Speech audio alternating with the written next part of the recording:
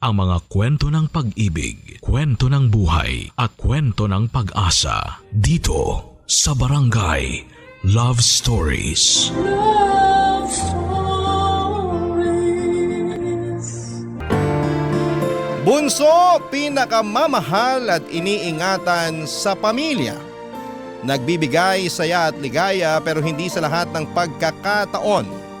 Dahil kapag bunso ka ay wala kang karapatan ng mga tuwiran hanggat wala ka pang napapatunayan. Dear Papa Dudut, magandang araw po sa inyo. Ngayon pa lamang po ay nagpapasalamat na ako ng marami dahil binigyan ninyo ng pagkakataon na mabasa ang sulat ko. Gusto ko lamang pong i-share ang buhay ko bilang bunso sa pamilya. Maliban po kasi sa ako, ang laging uutusan ay lagi pa kaming pinagkukumpara ng ate ko. Bago ko po ipagpatuloy ang kwento ko ay magpapakilala muna ako. Ako po si Ann, 25 years old, laking Cavite. Sumakabilang bahay na po ang papa namin. Simula po nung umalis siya sa bahay namin ay hindi ko na siya nakita pang muli. Kaya naman po ang mama ko na lamang ang dumiskarteng mag-isa para mabuhay kami ng ate ko. Dahil nga po bata pa ako noon ay madalas po akong nasa kalye. Lagi ako nasa initan kaya po kapansin-pansin talaga ang pagkakalayo ng kulay namin ng ate ko. Bata pa rin naman po si ate noon pero pinipilit na niyang maging dalaga. Siguro dahil impluwensya na rin po ng mga baklang kumukuha sa kanya para sumali sa mga contest. Hindi na rin naman tumatanggi si mama dahil madalas naman po ay panalo si ate at laging may nauuwing pera.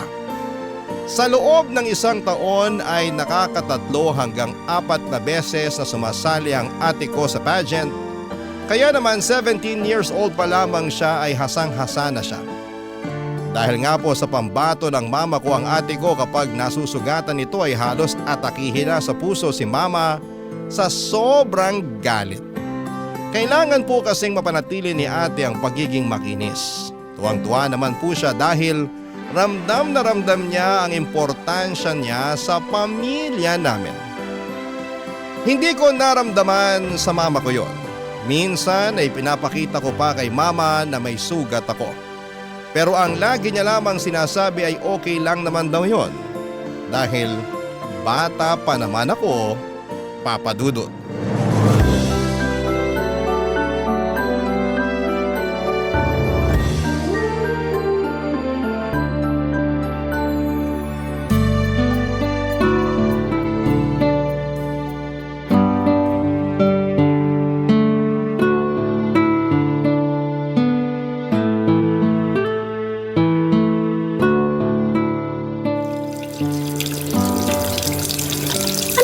Bata ka. Patayin mo nga yung gripo. Kanina pa yan umaawas. Nadapa po kasi ako kanina, ma. Hinuhugasan ko lang yung sugat ko. Gamitin mo yung tabo, hindi yung pinapawas mo yung tubig. Ma, pahingin na lang po ako ng pera. Bibili lang po ako ng Band-Aid. Bakit lalagyan mo pa yan ng Band-Aid? Gagaling din naman yan agad. Sugat lang yan, Ann. Aling Mirna! Aling Mirna! Ano na naman, bakla?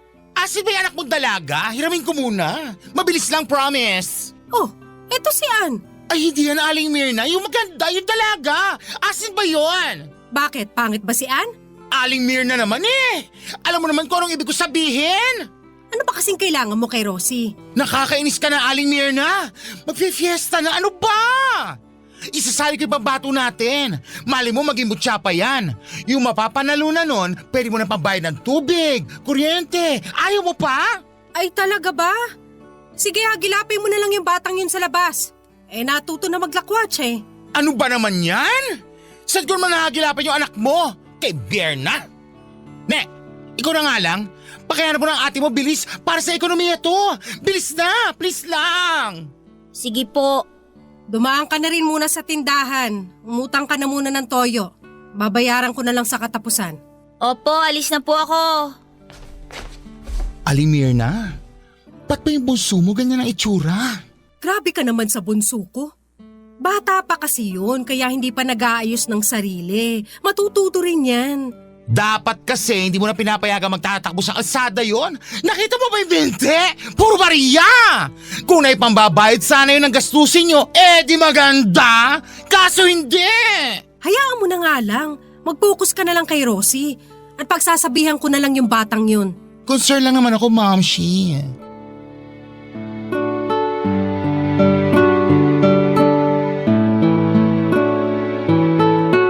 Narinig ko pa ang usapan nila bago ako tuluyang umalis noon, Papa Dudut.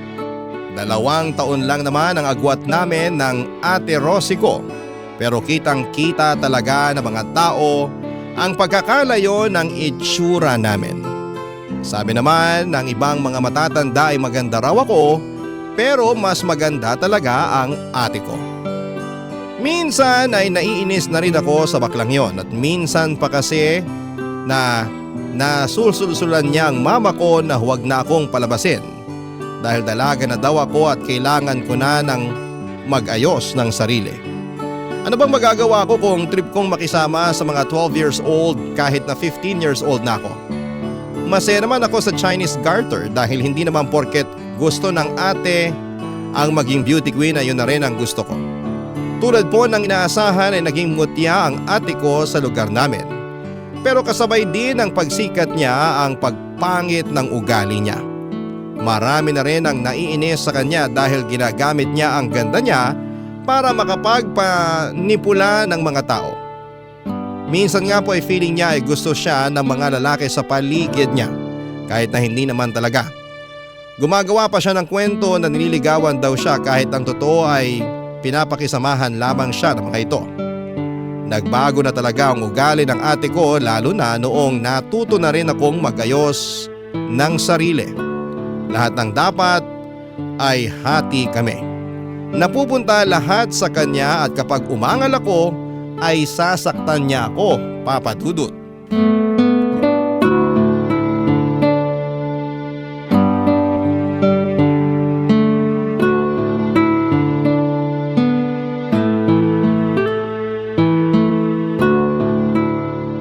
Ang sabi ni Mama, hati daw tayo. Bakit kinuha mo lahat? Wala kang pakialam. Ako ang mas matanda. Sumusobra ka na! Gusto mo lahat sa'yo! Hindi lang naman sa'yo binigay yan eh! Kailangan ko nga ng mga damit eh. Bakit ba? Wala ka naman natutulong dito sa bahay. Bakit? Kahit isang beses ba nakapagbigay ka na kay Mama ng pambayad ng kuryente? Ang pangit ng ugali mo! Balang araw, ako mag-aahon kay Mama sa hirap. Tsaka bakit? Ako naman lahat ang gumagawa dito sa bahay ah. Ikaw, pag walang pageant, wala ka rin kwenta. Wala palang kwenta ha? Bastos ka! Ate mo ako! Wala kang karapatang sumagot sa akin! Malandi? Ha? Sinong malandi ha? Ikaw! Akala mo, hindi ko alam na may boyfriend ka? Isusumbong kita kay Mama! Oo, isusumbong kita kasi nakita kita kagabi, hinalikan ka ni Roy! Pok! Pok! Hoy! Ano, magpapatayan ba kayong dalawa? Ano ba problema nyo? Yang si Ane, tinawag akong pok-pok. Narinig mo naman, di ba? Bakit nagsasalita ka ng ganyan sa ate mo, Ann? Mas matanda sa'yo ang ate mo, magpakita ka ng respeto! Talaga namang malandi yan eh! Nakita ko yan, nakikipaghalikan kagabi! Hoy, Rosie, nakipag-alikan ka? Hindi no? Maniwala ka dyan, sinungaling yan? Umayos kayong dalawa, ha? Ayoko na mauulit to, lalo ka na, Ann! Ayoko mauulit na tatawagin mong pok-pok yung ate mo!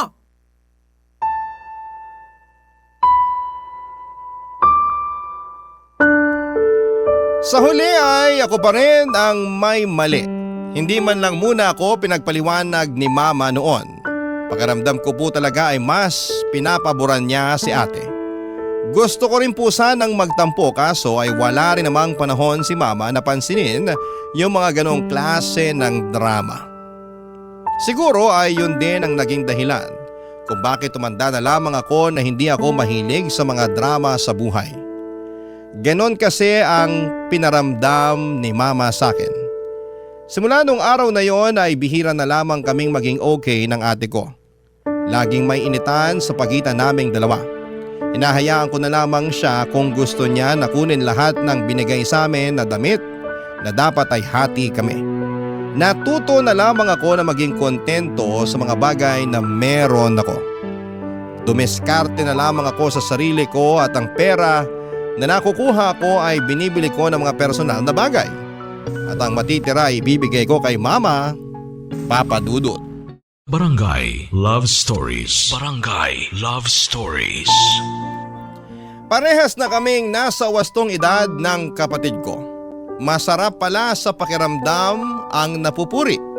Madalas na kasi akong masabihan ng maganda at nagugulat yung mga kumare ni Mama para daw kasing hindi ako yung batang Ann na nakikita nilang patakbo-takbo sa kalsada noon. Nakakatuwa kung paano sila namamangha sa pisikal kong itsura. Hindi na po kasi talaga ako lumalabas ng bahay, Papa Dudut. Kaya siguro pumuti na rin po ako.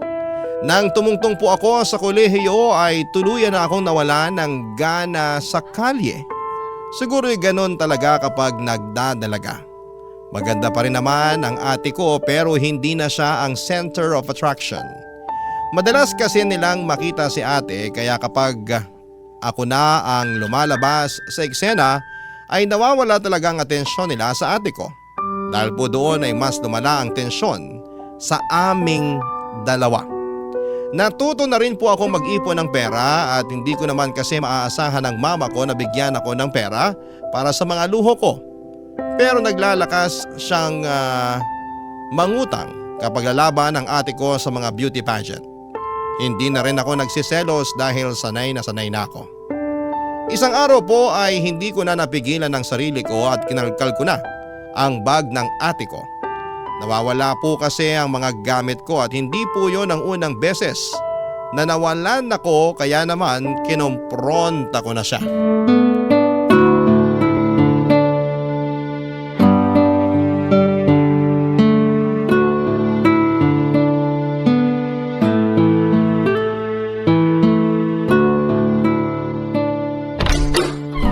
Mag-usap nga tayo. Wow! Kung makapagsalita, panganay ka? Alam mo, pagod na akong intindihin na hindi ka pwedeng kumprontahin dahil mas matanda ka sa akin. Kasi ikaw gusto mo inirerespeto ka eh. Pero ikaw naman yung hindi marunong rumispeto ng ibang tao. Ano na naman yung sinasabi mo, ha? Ito, sa akin tong lip tint na to, di ba? Sa akin din tong foundation na to. Pati yung necklace na sinusuot mo sa school, sa akin din yon. Akala mo hindi ko nakita yon? Bakit ninakaw mo yun sa gamit ko, ha? Bakit? Ikaw lang ba yung pwedeng magkaroon ng mga yan? Ba't namimintang ka? Pag nanakaw naman talaga yung ginawa mo eh.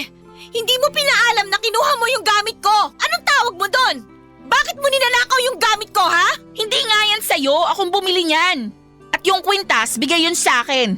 Binigay nino. Ba't kailangan ko pa sabihin kung sino? Palibhasa walang nagbibigay sa'yo. Hindi ko kailangan na magbibigay sa akin kasi kaya kong bumili. Tsaka may palatandaan ako sa foundation ko, no? Kaya huwag ka na magsinungaling. Ano ba? Kung magsigawan kayong dalawa, parang hindi kayo magkapatid. Ano na naman ba yung pinag-aawayan nyo? Eh, ito pong anak nyo, magnanakaw. Kinuha niya yung gamit ko nang walang paalam. Ano ba, Ann? Diba sabi ko, huwag kang magsasalita ng ganyan sa ate mo? Ilang beses ko dapat ipaalala sa'yo yan? Eh, totoo naman, ma. Ano bang tawag sa ganon? Di ba magnanakaw? Kahit na! Ate mo yan! Kapatid mo yan! At ikaw naman, bakit kinukuha mo yung gamit ng kapatid mo? Iniram ko lang naman. Sasabihin ko rin naman eh. Sinungaling! Ang sabi mo kanina, sa'yo talaga yung mga gamit na to. Sabi mo, binigay sa'yo yung kwintas. Sa bagay, kapag magnanakaw ka, hindi malabong sinungaling ka rin. Ibalik mo yung kwintas ko!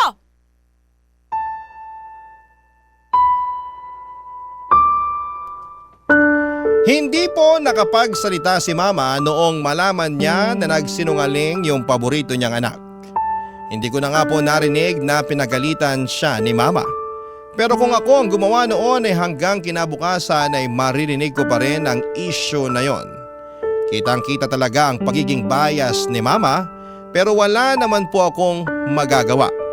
Kailangan ko na lamang tanggapin kung wala rin naman si Mama ay malamang ay wala rin ako dito sa mundo. Kinagabihan po ay nakita ko ang kwintas sa kama ko. Buti na lamang at nadula siya. Ang totoo po ay hindi ko talaga binili ang kwintas na yon. Binigay po yon sa akin ng boyfriend ko at hindi po nila alam na may boyfriend ako noong college.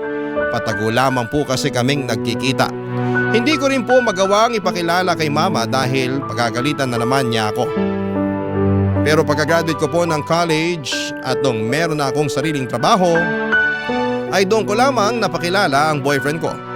Pagkatapos po ng maraming pagsubok sa buhay ay nakapagtapos na nga po ako ng pag-aaral. Napakasarap po sa pakiramdam na buwan-buwan ay nakakapagbigay na ako kay mama galing sa sarili kong pera. Ako lang ang nakatapos dahil nabuntis si Ate Rosie pero hindi siya pinanagutan ng ex-boyfriend niya.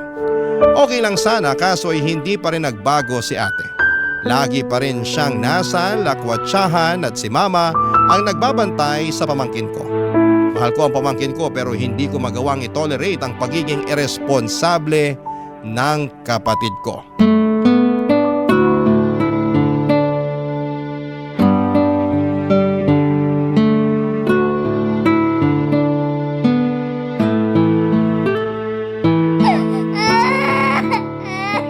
Ma, patahanin mo nga to. Iyak nang iyak eh. Ikaw kasi sinanay mo nang laging binubuhat eh. 2 years old na, buhat pa rin yung gusto. Nakita mo may ginagawa pa ako eh. Laruin mo muna at kukunin ko na lang mamaya sa'yo. Kasi naman mama eh. Gusto nga buhat nakakapagod nga yung gusto niya. Oh, tapusin mo tong hinihiwa ko. Sige, iwan mo na yan dyan. Oh, sige. Oh, bakit umiiyak ang baby ni Lola? Halika muna dito sa Lola. Pasyal-pasyal muna tayo sa labas.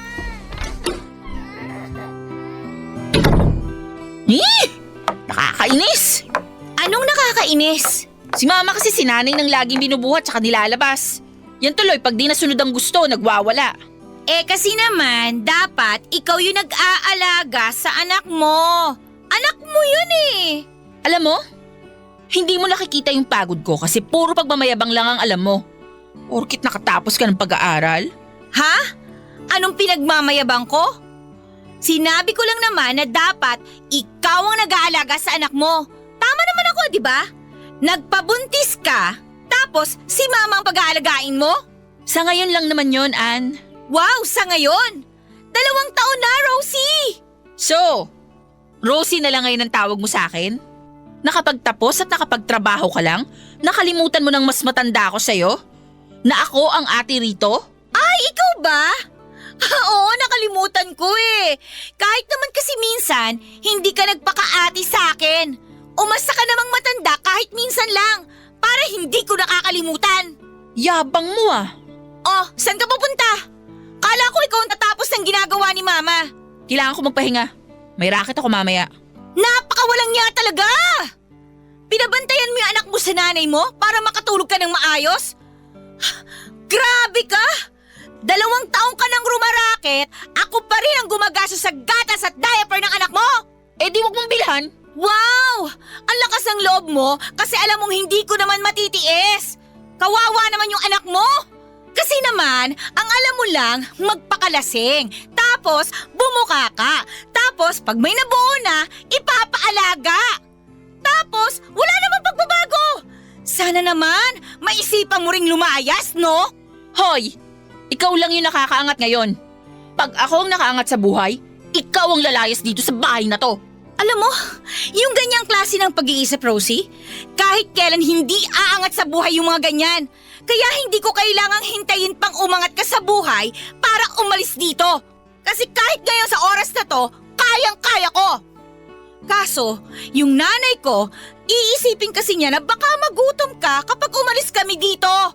Siyempre, hindi naman pwedeng iwan ko yung nanay ko, no? Kaya sana naman, para magkaroon ka ng ambag dito sa bahay na to, baka pwedeng pakitapos na yung ginagawa ni Mama, tapos magluto ka na rin ng kakainin ninyo. Kahit yung anak mo na lang iisipin mo. Please lang! Sa buong buhay ko, Papa Dudut, ngayon lamang ako nakaramdam ng pagkapanalo sa lahat ng arguments namin ng ate ko. Feeling ko talaga ay nanalo ako roon. Kitang-kita ko kasi ang pagkalugmok niya sa mga sinabi ko. Hindi na rin ako nakaramdam ng pagkaawa. Ubos na po kasi yung awa ko para sa kanya. Nakita ko po kasi kung paano siya napanghinaan ng loob at kung paano gumuho ang mundo niya noong malaman niyang buntis siya. Lalo na nung hindi pala papanagutan ng boyfriend niya. Pero sa totoo lang po ay mabuti na rin na hindi siya pinanagutan dahil baka ako rin naman ang magpalamon sa lalaki niya. Minsan ay gusto kong isumbat kay mama yung mga ginawa niyang pagbibigay pabor sa ate ko noon. Gusto kong makita sa mismong mga mata ko at marinig na sabihin niya na mali siya ng kinakampihan noon. Pero ayoko na pong bigyan pa ng stress si mama. Iniintindi ko na lamang na meron naman talagang nabibigay si ate na pera noon kay mama. Wala rin namang mangyayaring maganda kung ipapamukha ko pa na ako ang best daughter sa aming dalawa. Mas mahirap pa lang maging breadwinner sa pamilya lalo na kung meron kang hinanakit sa mga pinapakain mo, Papa Dudut. Barangay Love Stories. Barangay Love Stories. Kay Jiro ko na lamang po ibinigay ang buong oras ko. Kasi kung sa bahay ko pa ilalaan ay may stress lamang ako. Masayang masaya kaming dalawa dahil legal na kami sa pamilya namin sa parehong side. Close pa rin ang mga kapatid niyang babae. Buti na lamang po ay nakapaghintay siya ng ilang taon. Buti na lang at hindi siya sumuko noong mga taon na lumipas na nagtatago lamang kami. Pakiramdam ko talaga noon ay siya na ang lalaking para sa akin at ako na rin ang babaeng para sa kanya. Wala naman kasi kaming away na hindi namin nagawa ng solusyon. Sobrang maintindihin siya lalo na sa panahon na tinotopak ako at gusto ko lamang siyang awayin. Nagigets naman po niya na gusto ko lamang ng atensyon niya kaya lalambingin niya na lamang ako. Hindi naman ako selosa dahil hindi ko naman yon kinalakhan. Wala rin naman siyang pagseselosan dahil hindi naman ako mahiling makipag-get along sa mga katrabaho kong lalaki. Nagiging parang isang fairy tale ang buhay kapag si Jiro ang kasama ko. Husband material na din siya, Papa Dudut. Siguro nga'y lahat na ng positive ay masasabi ko sa kanya. Pero unti-unting naging parang isang bangungot ang lahat noong makita ko sila ng kapatid ko na nag-uusap at parang nagiging close sila. Hindi ko maintindihan ang pakiramdam na yon, Papa Dudut. Lalo na nung pinakita ng ate yung mga pictures niya noong sumasali pa siya sa pageant at kinukumpara niya kami noon, Papa Dudut.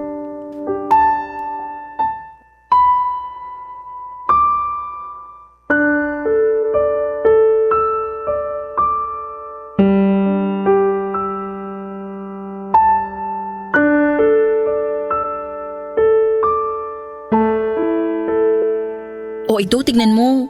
Laki ng pinagkaiba ng katawan ko nun sa ngayon, ano? Ang sexy ko talaga dati. Hindi na lang halata ngayon, may anak na kasi ako eh. Hindi na rin ako maganda. Maganda ka pa rin naman po. Po? Di ba sabi ko sa'yo, huwag ka na magpo? 2 taon lang naman ang agwat namin ng kapatid ko. Tsaka alam mo ba? Dati, hindi talaga maganda yung si Ann. Lagi nga kami pinagkukumpara nung mga bata pa kami. Ang itim-itim kasi niyan. Lagi kasing nasa galaan. Talaga?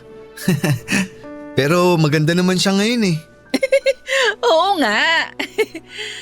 Ay, kung pwede lang sanang ibalik yung katawan ko dati. Pwede pa naman. Basta exercise lang saka proper diet. Siguro nagwo-workout ka, no? Ang ganda kasi ng hubog ng katawan mo. Siguro kaya ka ayaw pakawalan ng kapatid ko. Ang totoo, ako yung may ayaw na mawala siya. Sus? Sana magtagal kayo. Pero gwapo ka ha. Bet kita para sa kapatid ko. Siguro may nangyari na sa inyo, no? Ano ba yung mga tanong mo, Rosie? Wala ka na ba talagang kahihiyan? Boyfriend ko yung kausap mo, no? Oh, meron bang masama sa sinabi ko? Gumagawa ka ng issue, Ann, ha? Ikaw ang gumagawa ng issue. Boyfriend ko to. Tapos ipapakita mo yung mga dati mong picture na kita yung katawan mo? Ano, binubugaw mo na yung sarili mo? Sa boyfriend ko pa talaga, ha? Grabe na yung kapal na mukha mo, Rosie. Tapos itatanong mo pa kung may nangyayari sa amin? Gago ka ba? Nag-iisip ka ba, ha? Privacy namin yun. Naku, Jiro, pasensya ka na. Ganyan talaga yung kapatid ko. Madalas talaga hindi kami nagkakasundo niyan kahit noon pa. Siguro, kayo na lang yung mag-usap. Aalis na muna ako Pasensya na rin po ate. Okay lang, mauna na ako. Oo, sana mamatay ka na! Mamatay ka na lang! Babe, ano ba? Ba't ka ba ganyan makareact? Ano ba? Kitang-kita ko na nilalandi ka na ng ate ko. Tapos tatanungin mo ko bakit ganito ako makareact? Babe, alam kong hindi kayo nagkakasundo ng ate mo. Pero hindi tama maging ganyan yung reaksyon mo. Nang dahil lang sa mga sinabi niya sa akin. Tanga ka ba, Jiro? Tinatanong ka na nga niya kung may nangyayari daw ba sa atin. Tapos anong susunod na tanong niya? Kung masarap ba ako sa kama? Wala naman siyang ganun na sinabi, di ba? Nagkakaganyan ka lang kasi hindi kayo magkasundo. Pero sana isipin mo naman kung ano yung nararamdaman ko ngayon. Yung nararamdaman ko kanina nung pinapakita niya yung picture niya na nakabikini. Nung kinukumpara niya kami noon. Nung sinasabi niya na ang ganda ng katawan mo. Iniisip mo ba kung ano yung nararamdaman ko noon? So anong gusto mong mangyari ngayon? Mag-break na lang tayo! Leche naman oh! Umuwi ka na lang nga muna! Hayaan mo muna ako! Nagulat ako sa sinabi ko noon pero parang yun na lamang din talaga ang gusto kong mangyari. Parang gusto ko na lamang na maghiwalay kami. Sobrang galit na galit ako sa kapatid ko. Sa tingin ko ay sinadya niyang gawin yon para magalit ako. Sinadya niya yon dahil alam niyang sa puntong yon ay matatalo niya ako. Hindi ko alam kung saan ba ako nagkamali bilang kapatid. Pakiramdam ko ay ako pa yung nagmukhang desperada. Noong gabi po na yon ay hindi umalis si Jiro at inintay niya na humupa ang galit ko sa kanya ako kinausap. Nagkaayos naman po kami noon pero noong mga ilang araw na dumaan ay hindi pa rin mawala sa isipan ko ang mga sinabi ni Rosie. Nakaapekto po yun sa relasyon namin ni Jiro. Kaya naman sa tuwing gusto niya po na may mangyari sa amin ay hindi ko siya napagbibigyan. Alam kong magaling talagang mangakit ang kapatid ko. Siguro yun talaga ang skills niya. Manglandi at manira ng relasyon. Marami na po kasi akong narinig na chismis na ganon sa kanya. At buong akala ko kahit gaano pa siya kagaling, manlandi ay hindi niya matutukso si Jiro. Nagkamali po ako. Isang araw ay sa amin natulog si Jiro. Masama po ang pakiramdam ko noon kaya nakatulog agad ako. Nagtaka ako dahil wala siya sa tabi ko pero hindi ako nag-isip ng masama. Nagkataon lang na naiihi ako kaya pumunta ako ng banyo at nakita ko ang tsinelas ng kapatid ko sa labas ng banyo at doon na po ako kinutuban ng masama. Umiyak na lamang po ako noon sa labas ng CR kahit na hindi ko pa kumpirmadong andun din si Jiro. Kaya po humagulhol na ako noong lumabas siya ng banyo at kasunod na lumabas ang ate ko, Papa Dudut.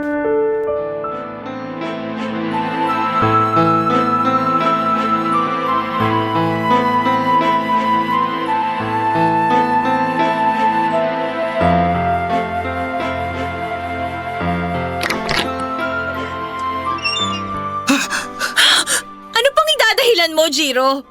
Magsisinungaling ka pa ba? Sorry. Maniwala ka. Ito yung unang beses, babe. Gago ka ba? Paano ako maniniwala? At saka hindi yan yung gusto kong marinig eh. Pwisit naman oh! Bakit naman sa taong pinakamumuhian ko pa? Bakit? Hindi ko napigilan. Sorry. Ilang beses mo akong tinanggihan eh. Hindi yan sapat na dahilan para lakuhin mo ako! Tapos sasabihin mo na ito yung unang beses? At ikaw? Ha? Masaya ka na? Ha? Masaya ka na? Panalo ka na! Ito yung gusto mo, di ba? Yung makita mo ako na nahihirapan! Yung makita mo ako na umiiyak! Di ba? Gago ka eh! Bakit ba hindi ka nalang namatay? Tama na! Babe! Bitiwan mo yung ate mo! Baka marinig ka ng mama mo, saka yung pamangkin mo, baka magising sila! Jiro, pagod na akong intindihin yung ibang tao. Kahit ngayon lang masaktan ko tong babaeng to. Kahit ngayon lang mangutgut ko to kahit ngayon lang! An! Bitiwan mo ang ate mo! Kumalma ka nga muna! Naman! Kampihan mo naman ako kahit ngayon lang, oh! Niloko nila ako! Kahit ngayon lang, Ma! Iparamdam mo naman sa akin na pwede akong magsumbong sa'yo! Paanong niluloko ka nila? Nakita ko mahal na mahal ka ni Jiro! Naman! Kahit ngayon lang! Tingnan mo naman ako bilang bunsong anak mo! Nasasaktan din ako! Kahit noon pa, hindi mo pinaramdam na mahal mo ako! Kahit isang beses, hindi mo ako kinampihan! Hindi totoo yan! Mahal na mahal kita! Kayo ng ate mo!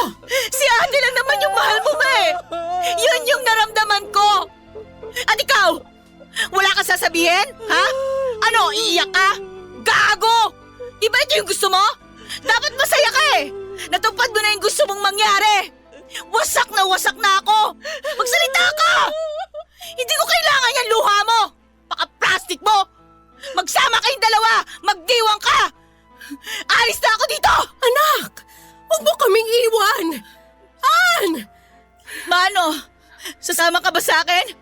Anak naman eh! Expected ko na naman na pipiliin mo si ate mo eh. Okay lang. Sanay na ako. Anak, sasama ako sa'yo. Pero sana hindi ganito yung paraan na pag-alis natin. Mag-usap kayo ng maayos. Wala kaming pag-uusapan, Ma. Mag-empake ka na. Aalis na tayo ngayon. Sino mag-aalaga sa pamangkin mo? Ha? Di ba may nanay siya? Ayan nga oh. Nagawa pa makipagtalik sa boyfriend ko. Baka kaya niya ring alagaan yung sarili niyang anak.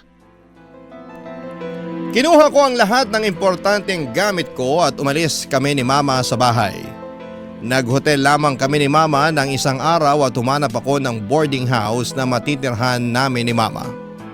Walang kahit na anong salita ang lumabas sa bibig ng kapatid ko noon, Papa Dudut. Pero nakita ko pong umiiyak siya. Unang beses lang din po na nangyari na sinabunutan ko siya.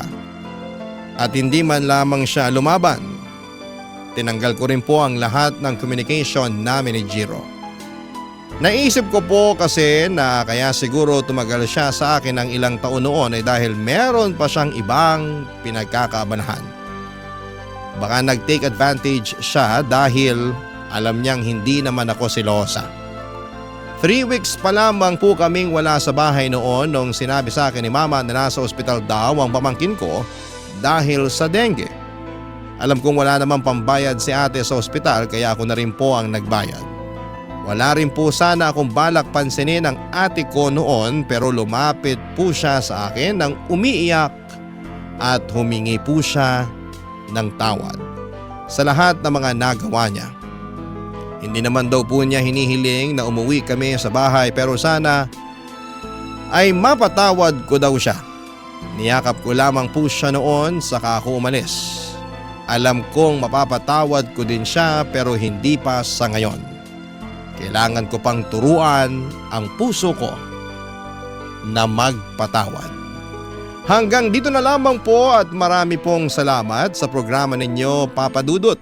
Naway pagpalain pa po ang lahat ng bumubuo ng Barangay LS ng ating Diyos. Ang inyong kapuso at kabarangay, Anne. Ako, gigil na gigil talaga ako sa nangyayari sa kwento natin. O ikaw, kabarangay, kumukulo rin ba dugo mo? Pwede kang mag-iwan ng comment sa ating comment section.